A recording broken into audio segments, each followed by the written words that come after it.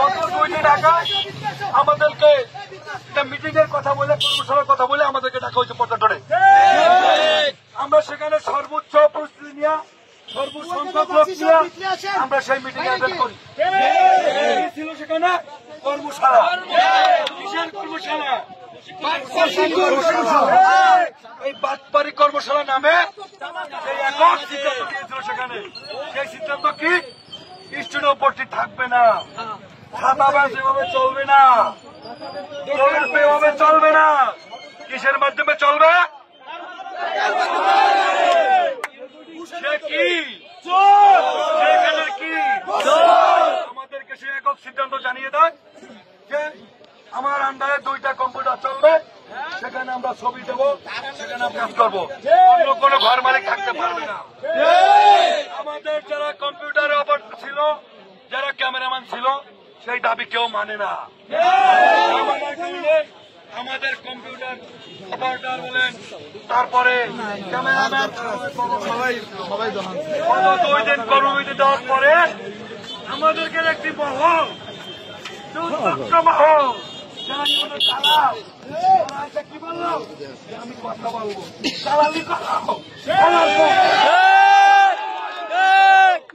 দালালি করে আমাদেরকে ছাপাই দেওয়া হয়। কর্মস্থলে ফিরে দেওয়ার পরে বিনা নোটিশে আজকে কি করলো? আজকে গণবৃষ্টিতে কি করলো? চুরি করলো, চুরি করলো,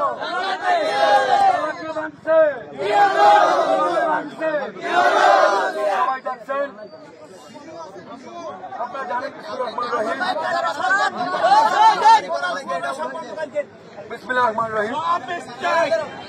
আপনারা জানেন যে 2 দিন আগে আমাদেরকে একটা মিটিং সেখানে অ্যাটেন্ড করছে ওনার মিটিং।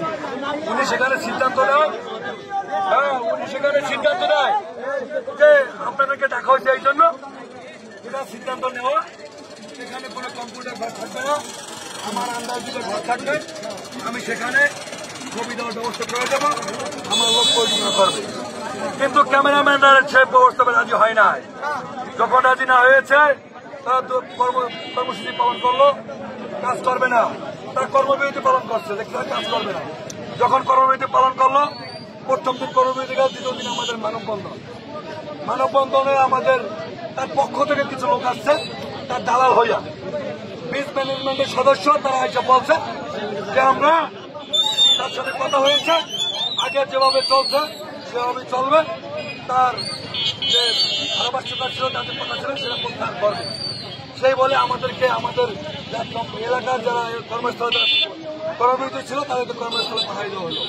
তারা কর্মস্থলে গিয়ে যখন আজকের কাজ করতে নামছে, সেই মুহূর্তে ঘনবর্ষার ভিতরে ঘর তালা মারা অবস্থায় কোনো কাজ চলমান ছিল না, সব ঘর তালা মারা ছিল।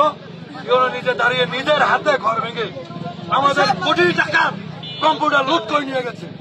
বিনা নোটিশে সে কিভাবে কম্পিউটার লুট করলো? জমি, নিজস্ব ঘর, নিজস্ব জায়গা, রেকর্ডি জায়গা থাকার পরও, ফিট করা ঘর থাকার পরও সে কিভাবে ঘরের তালা ভাঙলো? কোন আইনে তো তালা ভাঙলো? আমরা গণমাধ্যমের কাছে জানতে চাই, সে কি ডিসির পারমিশন নিয়ে আসছে? সেটা আপনাদের মাধ্যমে আমরা জানতে চাই যে সে এই পারমিশন দিয়েছে কিনা বিনা নোটিশে। বাংলাদেশের কোন কোন নিয়মে আছে যে বিনা নোটিশে উচ্ছেদ করবে?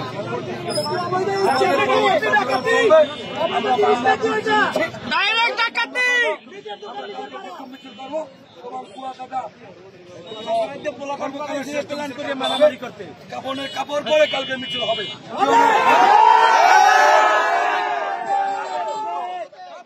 যতক্ষণ পর্যন্ত পদত্যাগ না করবে আমাদের কর্মবিরতি চলবে।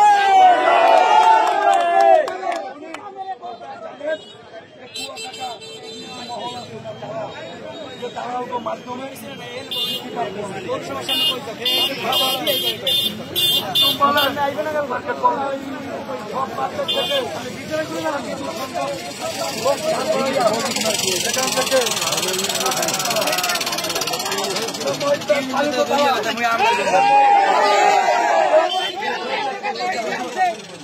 এবং ছাত্রলীগের কর্মী আপনারা জানেন সে নিজে স্বীকার করেছে আমি ছাত্রলীগ করার নেতা সে পালন করেছিল পরবর্তী সময় আবার সে এখানে আসছে এবং সে বলে সেই নাকি কলাপাল নেতা তাকে কে নেতা বানিয়েছে এইসব আমরা চাই